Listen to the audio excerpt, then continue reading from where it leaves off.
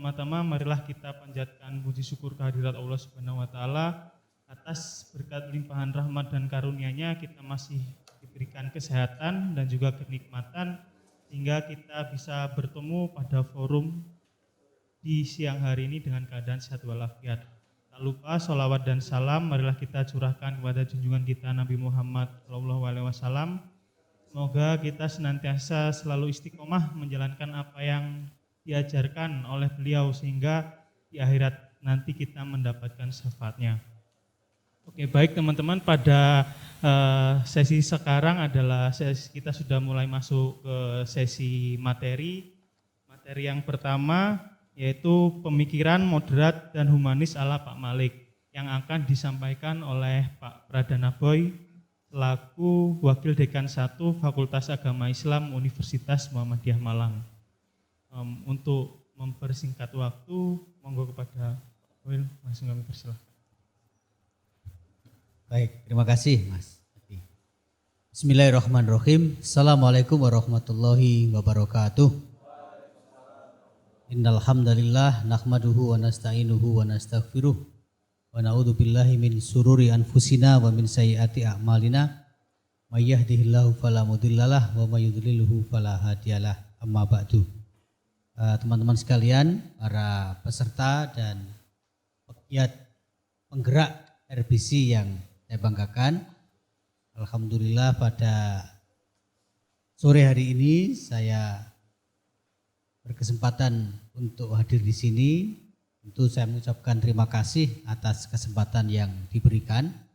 Mudah-mudahan ini bisa menjadi forum yang bermanfaat bagi kita semuanya, baik dalam konteks kita sebagai individu memperkuat kapasitas diri maupun dalam konteks yang lebih luas untuk intelektualisme Indonesia. Nah, itu kenapa saya bicara agak makro begitu, karena kita berhadapan hari ini, kita berhadapan dengan situasi masyarakat yang seolah-olah literer tapi sebenarnya iliterer. Nah, itu. Ini sebuah situasi yang sangat menyedihkan, dan pada sesi ini saya diminta berbicara tentang moderasi ya, beragama secara humanis dan moderat ala Pak Malik. Berapa lama kita punya waktu? 30 menit, oke. Karena kalau tahu berapa waktunya kan bisa ngatur ritmenya dan gak banyak-banyak cerita. Begini teman-teman sekalian, jadi kalau kita berbicara tentang situasi keindonesiaan hari ini, saya tidak tahu apakah teman-teman akan sepakat dengan saya, tapi saya menyaksikan ada gelombang yang cukup serius berkaitan dengan peta keberagamaan di Indonesia. Saya sering menggambarkannya dalam banyak konteks ya. Pertama adalah berkaitan dengan istilahnya dalam bahasa Inggris itu post-secularism Islam, post-secularis Islam, Islam pasca sekularisme. Islam pasca sekularisme itu begini, bagaimana teman-teman memaknai atau tidak harus memaknai dalam arti yang dalam, tapi setidaknya membaca secara sekilas tentang peta keberagamaan hari ini kalau dikaitkan dengan politik. Kalau sekularisme itu diartikan sebagai pemisahan agama dan politik, maka sebenarnya yang terjadi di Indonesia hari ini adalah gejala yang sama sekali tidak sekuler. Tahun 2005, Majelis Ulama Indonesia mengeluarkan fatwa mengharamkan beberapa ideologi. Kalau isme itu kan dianggap ideologi. Salah satunya adalah sekularisme. Saya menulis disertasi tentang fatwa. Salah satu yang saya analisis adalah fatwa MUI itu. Kesimpulan saya adalah fatwa MUI tentang sekularisme itu bersifat ideologis. Ideologis itu maknanya, saya sering menggunakan kata ideologis dalam konteks yang berbeda-beda. Misalnya ketika saya menyatakan kepada dosen-dosen di UMM bahwa kita harus menyadari UMM itu adalah perguruan tinggi ideologis. Maknanya adalah sebuah perguruan tinggi yang didirikan untuk menegakkan cara pandang keagamaan tertentu. Nah, jadi saya menyebut ideologi itu cara pandang. Tapi di sini dalam konteks fatwa MUI itu ideologis yang saya maksudkan adalah tidak berbasis kepada realitas. Ini mengacu kepada tipe pengetahuan. Karl Marx menyebut ada pengetahuan ideologis dan pengetahuan sosiologis. Pengetahuan sosiologis itu artinya pengetahuan yang betul-betul didasarkan pada realitas. Sementara pengetahuan ideologis itu adalah pengetahuan yang dikonstruksi karena bayangan, gitu, atau idealisme. Maka ketika MUI mengatakan tentang sekularisme sebagai bagian yang diharamkan di dalam fatwanya itu, fatwa itu sendiri dalam konteks sosiologi pengetahuan itu adalah pengetahuan, nah, gitu. Artinya pengetahuan itu adalah konstruksi tentang sesuatu. Fatwa itu pengetahuan. Sehingga ketika MUI menyebut sekularisme itu haram, sebenarnya ini lebih bersifat ideologis ketimbang sosiologis. Maknanya adalah realitasnya itu tidak menunjukkan bahwa Indonesia ini makin sekuler gitu loh.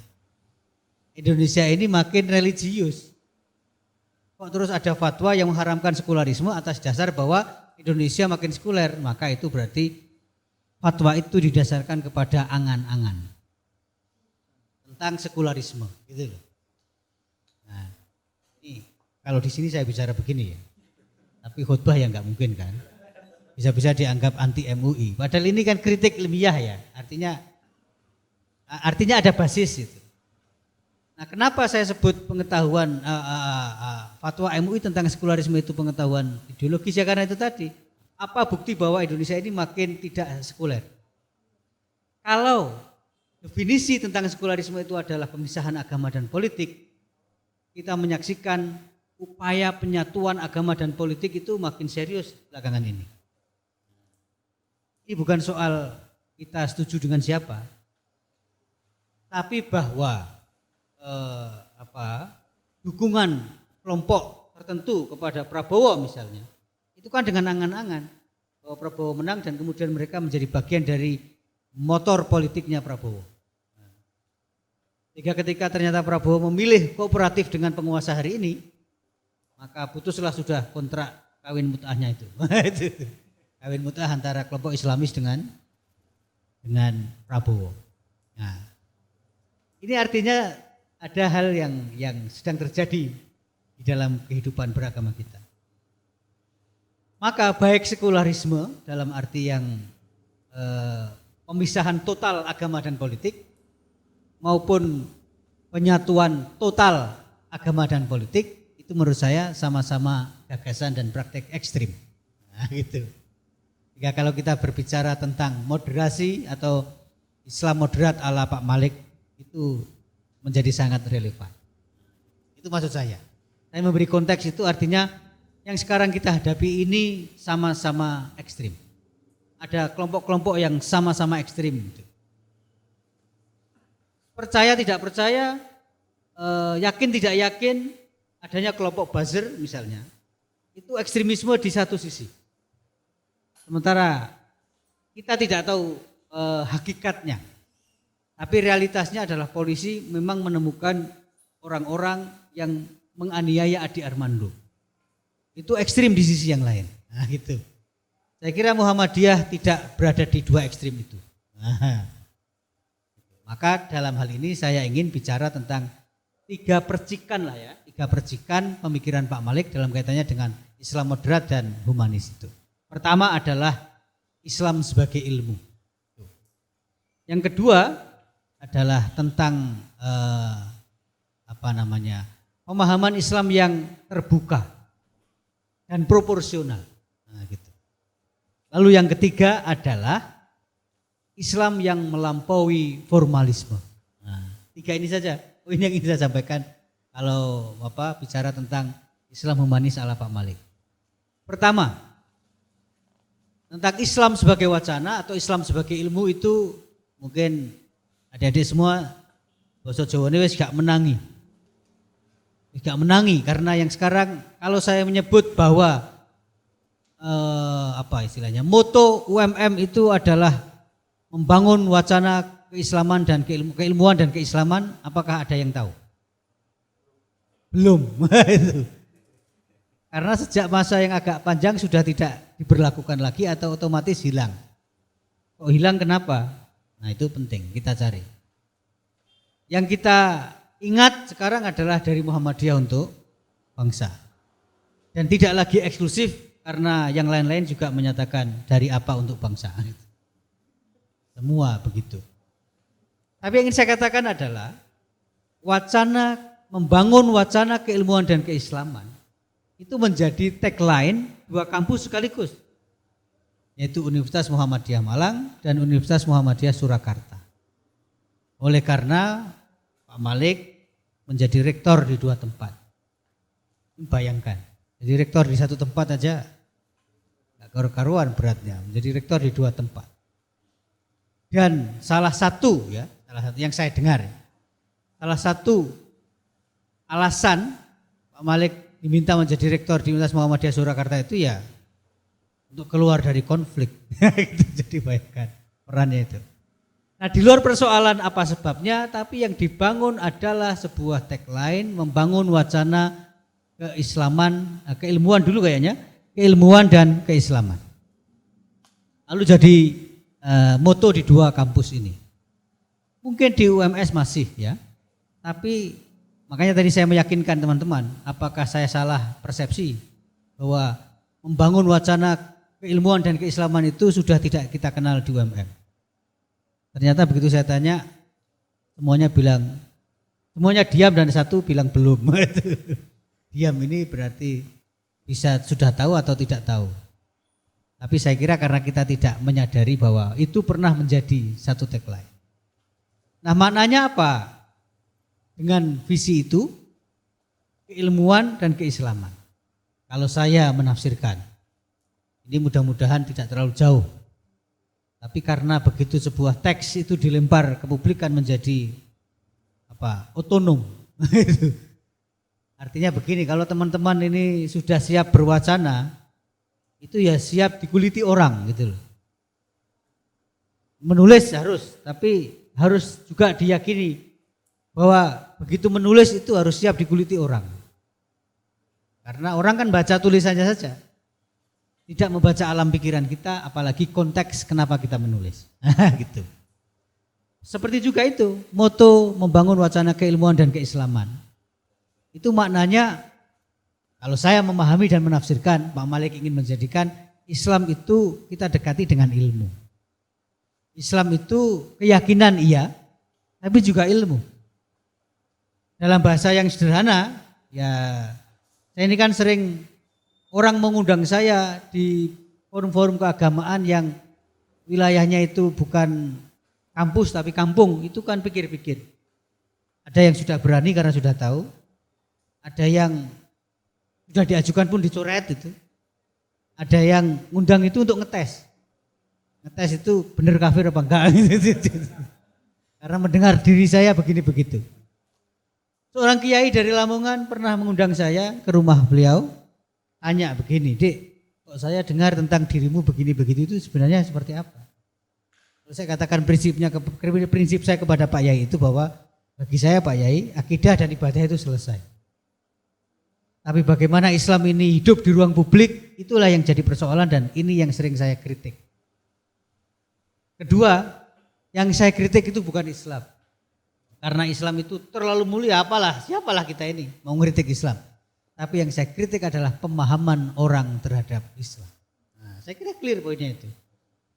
Tapi bagi orang yang sudah kadung gak suka, ngomong seperti apapun ya tetap salah. Gitu loh. Karena ini forum ilmiah saya katakan begitu, posisi saya begitu. Akidah itu selesai bagi saya, udah gak usah diutak-atik. Ibadah itu selesai, maka saya konservatif dalam hal ibadah. Itu. Tapi saya tidak konservatif dalam hal berbicara tentang bagaimana Islam diterjemahkan di ruang publik. Nah inilah yang sekarang kita lihat, ekstremisme itu terjadi. Nurholis Majid menyebut sekularisasi. dikritik banyak orang, termasuk Profesor Rasidi pada saat itu. Pak Rasidi mengkritik atas basis bahwa nggak bisa umat Islam di Indonesia itu disekulerkan. Padahal yang dimaksudkan oleh Cak Nur sebagai sekularisasi itu bukan sekularisasi dalam arti ideologi, tetapi sekularisasi dalam arti ilmu sosial. Maknanya itu begini, kalau kita bicara modernisasi kan berarti menjadikan orang modern. Apalagi kristenisasi menjadikan orang Kristen. Nah, sekularisasi itu memang artinya menjadikan orang sekuler, tapi sekuler yang dimaksudkan oleh Cak Nur di situ adalah yang sekuler difahami secara sekuler, yang ukhrawi mari difahami, yang duniawi mari kita pahami secara duniawi, yang ukhrawi mari difahami secara ukhrawi, jangan dicampur aduk. Pencampur adukan itulah menjadi salah satu poros atau sebab gitu ya, sebab kemunduran umat Islam. Contohnya apa? Ya harusnya ilmiah, tapi pendekatannya mistis. Gitu loh. Atau Profesor Kuntowijoyo menyebutnya sebagai demistifikasi Islam. Karena pendekatan kita terhadap segala sesuatu itu mistik, maka tidak muncul gairah ilmiah. Maka sekularisasi yang dimaksudkan oleh Nurholis Majid itu sebenarnya yang duniawi mari kita tempatkan pada cara pandang duniawi, yang ukhrawi mari kita tempatkan pada cara pandang ukhrawi. Ini kan islami sekali sesuai dengan hadis. I'mal lidunyaka ka'annaka ta'isu abada wa amal li akhiratika ka'annaka tamutu ghadan. Kalau bicara tentang dunia itu yang kita tanamkan dalam pikiran dan hati adalah kita gak akan mati. Karena kalau kita ingat besok kita mati, ngapain kumpul-kumpul di sini? Buat apa gitu. Tapi kalau bicara soal akhirat itu berpikirlah seolah-olah ini hidup kita, hari ini adalah hari terakhir dalam kehidupan kita. Sehingga kita harus ibadah secara serius. Itu kan berarti pemisahan, tapi pemisahan yang proporsional gitu loh. Nah, sebenarnya itu maksud Cak Nur, bukan kok terus menjadikan umat Indonesia sekuler. Dan coba ketika Cak Nur mengatakan Islam politik no, Islam yes, Islam politik Islam atau Islam politik? Islam yes, Partai Islam atau Oke, itulah pokoknya ada politiknya. Artinya Cak Nur sedang bicara sesuatu tentang orang itu tadi. Muhammadiyah mengatakan politik itu muamalah duniawiyah. Nah gitu loh. Moderat itu. Tapi kelompok yang lain politik itu bagian dari keyakinan. Saya punya buku Hizbut Tahrir tebel banget itu. Saya stabilo dengan warna yang paling mencolok supaya gampang mencarinya. Itu jelas ada perkataan barang siapa yang tidak mau ikut khilafah itu haram, berdosa. Nah, itu kan berarti sudah melakukan mistifikasi paham politik gitu loh. Ya kan? Khilafah itu paham politik saja, tapi dilegitimasi sebagian rupa melibatkan dosa gitu loh. Itu kan berarti sudah mistifikasi.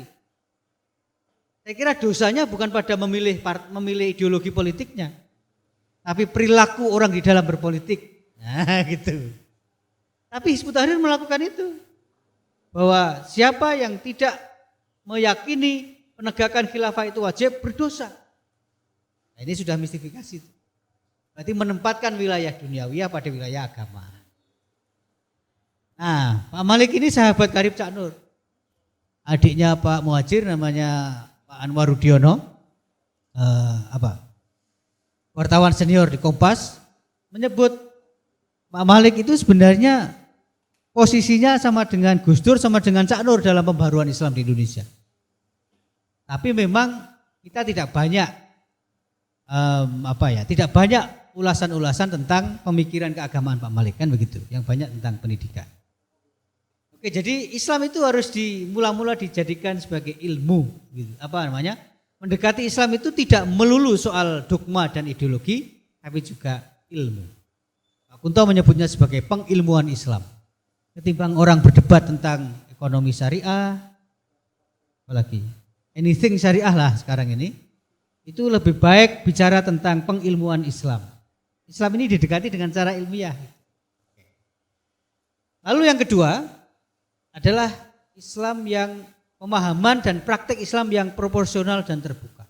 Saya ingat satu ketika Pak Malik itu ngomong, saya itu lihat di sebuah TK, cilik-cilik dipaksa pakai jilbab. Kenapa Pak Malik bicara begitu? Ternyata anak-anak ini pakai jilbab gak kerasan gitu loh. Dilepas. Ya jilbaban tapi dilepas. Dan mungkin dipakaikan lagi sama gurunya, dilepas lagi. Ya karena bagi anak kecil jilbab itu sumuk. Maka Pak Malik mengatakan ini kan pembiasaan boleh tetapi pemaksaan tidak boleh. Membiasakan anak kecil pakai jilbab oke, tidak apa-apa. Tapi memaksa mereka bahwa berjilbab seperti kewajiban berjilbab orang dewasa ya tidak pada tempatnya. Nah kan gitu. Apalagi masih kecil sudah pakai niqab. Nah, sudah gak kelihatan lucunya lagi. Artinya ada porsinya. Oh Fikih juga mengatakan anak kecil ini kan belum mukallaf. Jika kalaupun toh diyakini bahwa menutup muka itu bagian dari, karena muka itu aurat bagi kelompok tertentu, ya iya gak apa-apa tapi tidak untuk anak kecil kan begitu. Nah, maka kita melihat tahun 90-an, waktu itu sebagai rektor saya masuk, itu Pak Malik masih rektor. Kemudian tidak lama Pak Muhajir mengganti. Nah, waktu itu sebagai rektor Pak Malik memberikan kebijakan bahwa jilbab itu tidak wajib bagi mahasiswa UMM. Mahasiswa dan mahasiswi maksudnya ya. Kalau mahasiswa ya nggak boleh memang. Artinya mahasiswi tidak wajib berjilbab. Itu kritiknya luar biasa. Banyak yang mengatakan bahwa Pak Malik ini sebagai pemimpin perguruan tinggi Islam tidak ngerti Islam, bertentangan dengan ajaran Islam dan seterusnya. Tapi sebenarnya di situ ada cara pandang proporsional tadi yang terbuka. Karena siapa sebenarnya yang masuk UMM? Data yang pernah saya dapat ya, itu 30% saja masuk UMM itu yang berasal dari keluarga Muhammadiyah. Yang organisasi Islam lain mungkin ada, lebih besar karena di Jawa Timur tempatnya. Yang tidak berafiliasi kepada organisasi Islam tertentu tapi Muslim lebih banyak lagi. Makanya Prof. Munir Mulkan waktu itu mengatakan, lawang yang masuk UMM ini orang dari berbagai kalangan kok tiba-tiba diwajibkan berjilbab. Ya nggak jadi masuk. Padahal UMM ini kan bagian dari Muhammadiyah, media dakwah, amar ma'ruf nahi munkar. Maka saya nggak tahu sekarang masih ya. Bulan Ramadan itu ada kewajiban. Tidak wajib berjilbab, tapi bulan Ramadan wajib berjilbab. Nah ternyata ini cara yang efektif. Karena banyak mahasiswi-mahasiswi itu yang sebenarnya pengen berjilbab, tapi nggak kuat gojlokan. Itu dia berjilbab, dari tidak berjilbab itu digojlok teman-temannya sakos. Sejak kapan kamu jadi alim begini? Kamu dapat wahyu apa kok tiba-tiba hijrah? Gitu. Nggak kuat digojlok kayak gitu itu. Tapi kalau berjilbabnya karena wajib berjilbab pada bulan Ramadan, itu kan ada alasan. Nah, ternyata banyak yang tidak melepas jilbab setelah bulan Ramadan. Tapi kan mengawalinya ada. Ya, itu kan dakwah gradual itu. Pengharaman Homer itu kan tidak ujuk-ujuk gitu. Dalam bahasa hukum Islam itu ada istilah tadarruj. Tadarruj itu hukum itu tidak seketika, tetapi melalui proses. Mula-mula Homer itu tidak haram, tapi melalui 3 tahapan pada akhirnya Homer itu haram. Sampai pada akhirnya innamal khomru wal maisiru itu haram min amali syaiton, itu ketiga, tahapan ketiga. Tahapan pertamanya itu adalah la taqrabus shalah wa antum sukara. Jangan deket-deket sholat kalau kamu mabuk. Nah, gitu. Karena sebelumnya minum khamr tidak haram. Dan ada satu riwayat asbabun nuzul yang menyebut salah satu asbabun nuzul turunnya ayat la taqrabus shalah wa antum sukara itu adalah karena Ali bin Abi Thalib habis minum khamr ngimami sholat. Ternyata setelah ruku kemudian setelah Al-Fatihah itu surat yang dibaca adalah Al-Kafirun. surat Al-Kafirun ini, jangankan dalam keadaan mabuk, dalam keadaan sadar tapi pikiran kita geleyang saja itu. Gak konsentrasi, gak selesai-selesai ayat itu. Muter gak mari-mari. Nah rupanya itu terjadi pada Ali. Nah jangan bilang, loh Ali kok minum khamr. Konteksnya adalah khamr bukan minuman haram. Itu minuman tradisional masyarakat Arab. Ini kan sosiologi hukum toh. Tapi ngomong begini sama kelompok-kelompok yang ekstrim-ekstrim itu gak bisa. Karena saya pernah bicara bahwa kita mesti memahami Saudi sebagai entitas politik dengan Saudi sebagai Khadimul Haramain. Kerajaan Saudi sebagai penjaga Masjidil Haram dan Masjid Nabawi itu mesti dibedakan dengan Saudi sebagai entitas politik.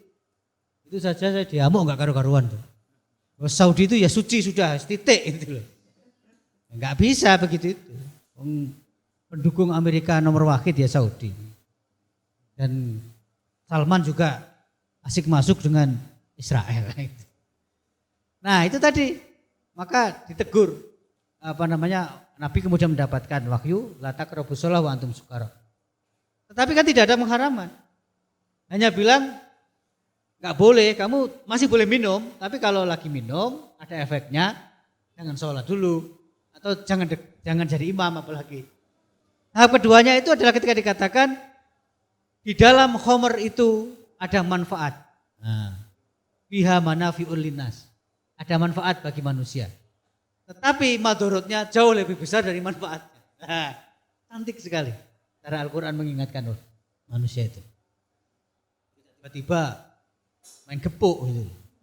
Maka ini ironi mereka yang menyatakan menegakkan kalimat Allah Al-Quran tapi pakai cara yang tidak Qurani. Membela Nabi dengan akhlak tapi tidak dengan akhlak Nabi. Itu banyak. Lalu yang ketiga baru innamal khamru wal maisiru rijsun min amali syaiton, baru itu haram. Ketiga. Nah kira-kira cara berpikir pimpinan UMM itu begitu gitu loh, tentang tidak wajibnya jilbab itu. Bukan tidak mau tapi kalau tiba-tiba dipaksa berjilbab itu ya enggak jadi masuk UMM. Dan kalau sudah tidak masuk UMM peluang kita untuk amar ma'ruf nahi mungkar kepada mereka ya sudah tidak ada. Makanya Prof Muhajir dulu sering mengingatkan kami, buat dakwah itu jangan di masjid. Dakwah paling gampang itu ya ceramah di masjid itu. Kenapa? Karena asumsinya adalah yang kita ceramah itu sudah orang-orang baik. Kok baik? Ya sudah mau masuk masjid itu orang baik. Maka kata Prof Muhajir itu dakwah itu harus di tempat-tempat becek. Seperti yang dilakukan oleh pimpinan cabang Muhammadiyah Kerembangan Surabaya itu. Itu dakwah amar ma'ruf nahi mungkar. Oke, lalu yang ketiga adalah Islam yang melampaui formalisme. Pak Malik bicara eksplisit tentang Arabisme dan Islamisme. Oh itu. Saya pun sebenarnya menyukai gagasan itu ya. Karena kadang-kadang kita ini tidak bisa membedakan antara Arab dan yang Islami. Oke. Kalau kearaban itu menjadi ukuran keislaman, maka di ruangan ini yang laki-laki tidak ada yang muslim, tidak ada yang islami. Batik. Profesor Azra itu pernah cerita di sebuah forum. Beliau pergi umroh atau haji begitu, tapi dalam kondisi tidak sedang harus tidak harus pakai pakaian ikhram ya. Jadi beliau pakai batik, sholat di Masjid Nabawi. Ternyata dari belakang beliau dipukul oleh seseorang. Orang Arab. Mukul Prof Azra katanya, haram kamu sholat pakai baju kayak gini. Padahal kan bukan soal bajunya. Kenapa? Karena yang dipakai Prof Azra itu baju batik kembang. Batik yang bunga-bunga. Bagi orang itu melihat bunga di gambar bunga di depannya itu. Ketika sholat itu mengganggu itu. Dan sholat tidak boleh pakai itu. Nah berarti ini ada bias antara keislaman dan kearaban. Sebenarnya saya sebagai sebuah gagasan Islam Nusantara itu oke. Saya sampaikan di banyak tempat. Tahun 2016 saya diundang di sebuah forum di Singapura. Saya bicara tentang apa waktu itu. Tetapi ada pertanyaan yang muncul dari peserta itu adalah sebagai orang Muhammadiyah, bagaimana Anda menanggapi Islam Nusantara? Jadi pertanyaannya itu sudah tricky itu. Saya mengatakan sebagai sebuah gagasan, I have no objection at all. Saya tidak keberatan sama sekali dengan Islam Nusantara sebagai sebuah gagasan. Tetapi ketika Islam Nusantara itu sudah dikomodifikasi menjadi politik identitas, itu baru persoalan. Nah gitu loh. Sebenarnya yang disoal oleh banyak teman kita keberatan dengan Islam Nusantara itu kan sebagai politik identitas, toh? Tapi sebagai sebuah gagasan, kita setuju.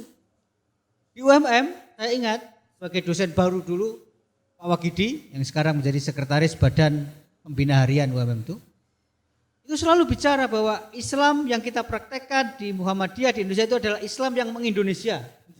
Saya ingat persis. Artinya ya berjilbab ala orang Indonesia. Bolehkah berjilbab ala orang Arab? Boleh, tapi tidak boleh memutlakkan bahwa itu satu-satunya bentuk jilbab yang betul. Benar. Saya sering ceritakan bagaimana kawan saya orang Lebanon namanya Syekh Hasan. Dia orang Syiah. Kami sama-sama International Fellow di King Abdullah bin Abdul Aziz International Center for Interreligious and Intercultural Dialogue di Wina, Austria.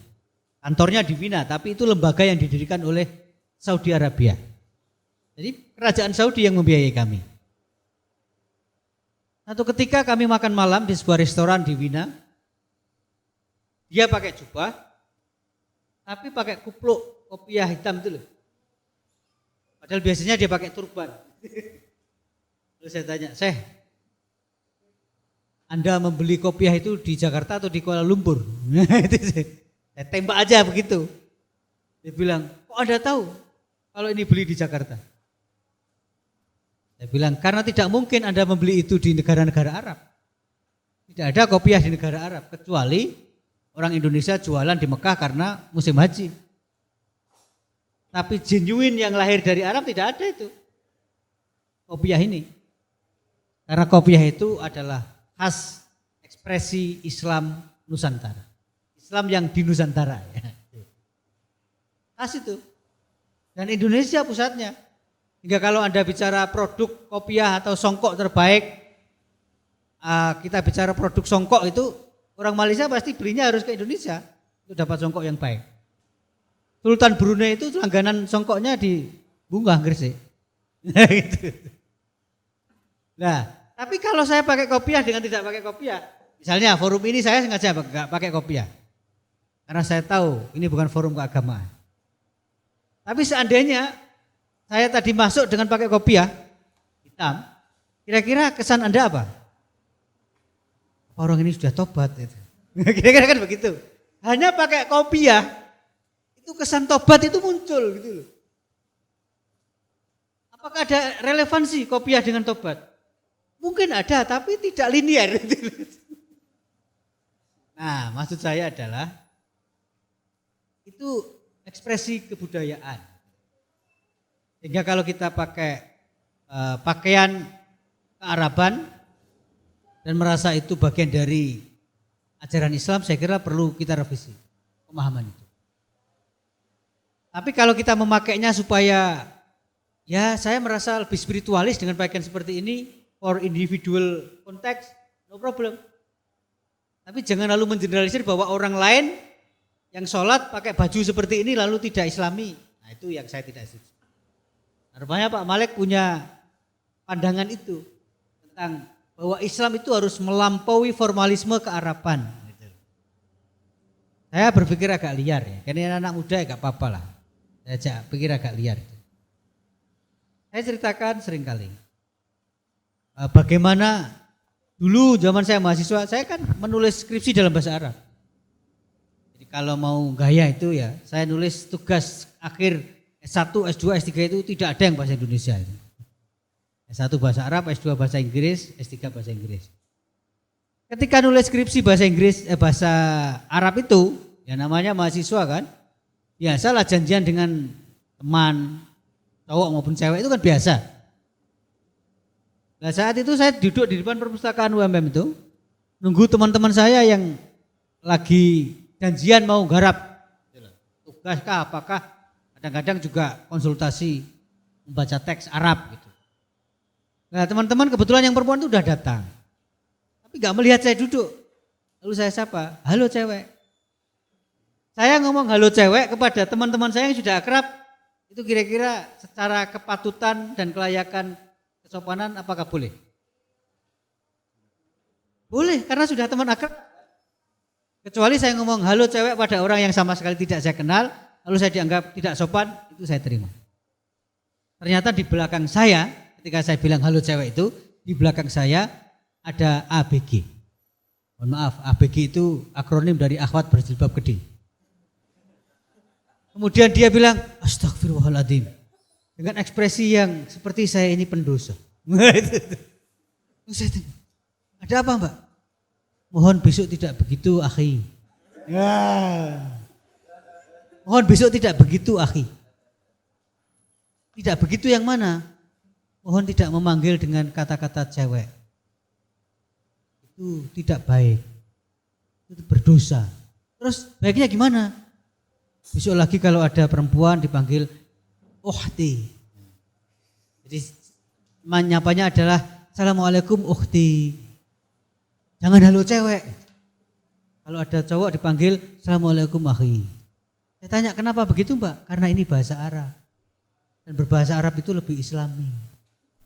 Lalu saya tanya, mbak kalau anda percaya, saya manggil mbak dia pasti gak suka.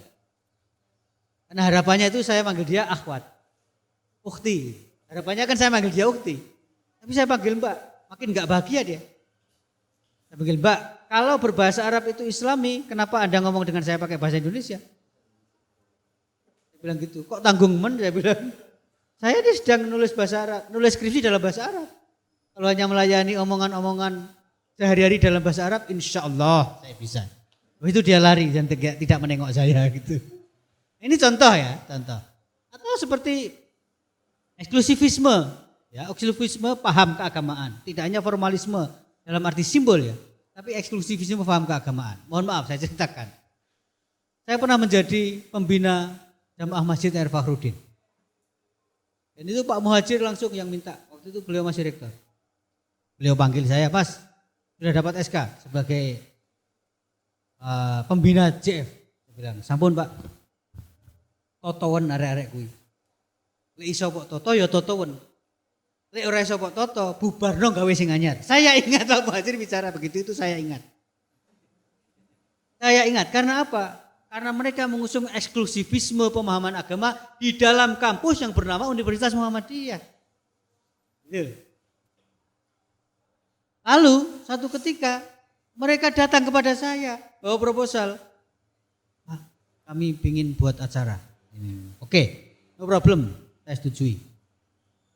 Lalu saya tanya, kenapa Anda punya keinginan untuk membuat acara seperti ini? Jawabannya itu yang membuat saya marah. Karena dia mengatakan, karena di luar ini Pak, di luar JF, masih banyak, di luar kami, itu masih banyak mahasiswa-mahasiswa UMM yang belum hijrah seperti kami. Itu langsung saya naik pitam. Saya bilang, Mas, Anda bilang mau hijrah kek, mau pergi, urusanmu.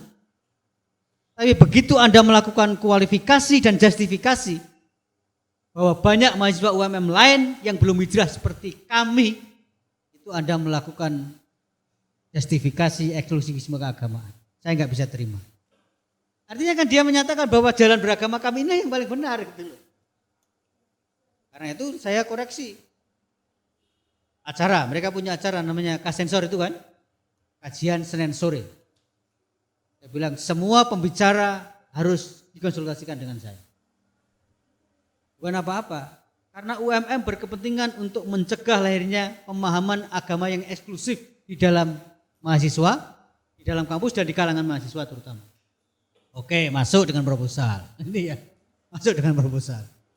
Saya tanya, siapa ini Mas? Mohon maaf Ustaz, kami nggak tahu. Saya coret ya. Loh kok dicoret Pak? Ya kamu nggak tahu. Lah masa kamu ngundang orang yang nggak tahu? Ya lebih baik saya coret. Garuk-garuk kepala mereka. Kenapa dia bilang tidak tahu? Sebenarnya tahu, wong itu membina ideologisnya di luar sana. Tapi menyembunyikan dari saya. Dengan ngomong tidak tahu itu kan dia mau berdalih, tidak kenal gitu. Tapi saya kan sudah jelas, posisi saya sebagai pembina.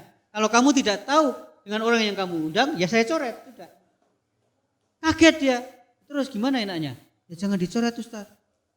Oke, enggak saya coret tapi saya tanya, siapa dia? Enggak tahu. Balik lagi ya sudah, balik lagi gitu loh. Ya kan jelas toh. Logikanya itu jelas.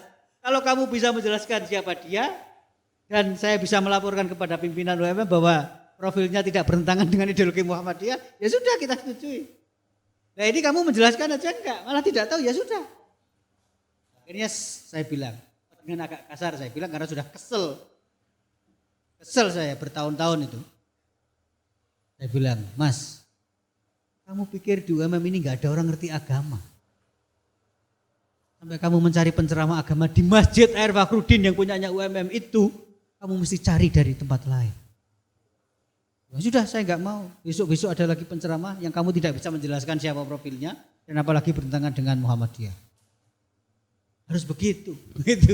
Soal mereka enggak suka saya ya enggak usah ini Muhammadiyah. Kan tinggal milih saja. Kalau enggak cocok dengan Muhammadiyah ya enggak usah kuliah di Muhammadiyah gitu loh. Ya sama juga dengan dosen-dosennya sebenarnya. Ada kemarin cerita dosen Baitul Arkom, dosen dibagi himpunan putusan tarjih.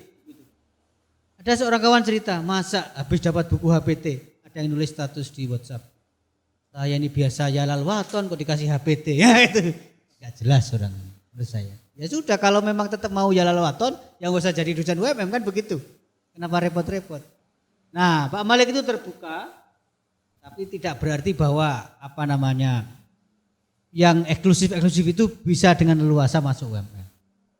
Ya, sekali lagi 3 hal tadi itu ya, bahwa yang bisa kita pelajari dari Pak Malik kaitannya dengan Islam yang moderat dan terbuka itu adalah 1, Islam sebagai ilmu. Yang ini rujukannya juga banyak, Profesor Kunto Wijoyo bisa. Kemudian yang kedua adalah pemahaman Islam yang proporsional dan terbuka. Lalu yang ketiga, Islam melampaui formalisme, terutama formalisme kearaban. Ya Islam itu universal kok, kalau dikurung dengan Arab saja ya tidak bisa. Seperti baju tadi gamis itu ya, gamis. Itu kan rasa-rasanya kalau kita lihat, enggak tahu cerita itu beneran apa enggak. Tapi satu ketika ada khutbah Jumat, sholat Jumat. Khotibnya ini berhalangan, enggak ngasih tahu panitia. Bingung itu orang-orang. Gimana caranya? Ternyata di situ ada salah satu orang dari keturunan Arab, pakai gamis. Langsung saja, sudah sampai saja yang khutbah itu. Padahal meskipun dia keturunan Arab kan dia bukan ahli agama itu. Kebetulan dia pedagang. Dia juga ngeluh, aduh ngaku ini bukan ahli agama. Nah dia enggak bisa nakal. Naiklah dia, panjang khutbah dia tidak ngomong bahasa Indonesia tapi semuanya dalam bahasa Arab. Apakah bahasa Arab yang diomongkan itu kaitannya dengan agama? Belum tentu, tapi dia mungkin ngomong biasa gitu. Karena dia bahasa Arab. Dan orang-orang puas. Alhamdulillah kali ini khutbahnya full pakai bahasa Arab. Demikian, terima kasih. Assalamualaikum warahmatullahi wabarakatuh.